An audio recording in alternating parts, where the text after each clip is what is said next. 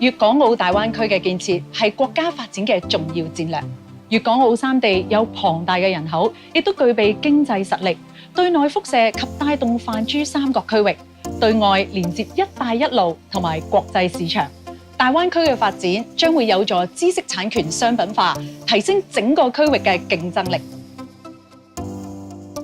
今次請嚟嘅嘉賓係一位香港企業家，透過管理同埋善用知識產權，令業務越做越大。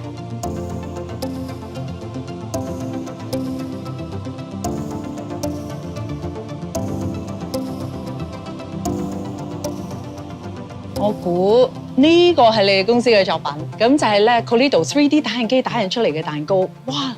你哋研發隊伍都花咗好多心血。係啊，呢部 3D 打印機係我哋天威公司自行研發嘅產品嚟㗎，有好多專利喺度嘅。我哋嘅打印平台咧有個特殊塗層，就配上一個有高精度嘅打印頭啦，同埋有專利線料耗材，令到我哋嘅打印品咧可以做到超高嘅質量。你哋點樣利用知識產權去推動公司嘅發展呢？我哋公司對知識產權嘅管理咧非常重視嘅。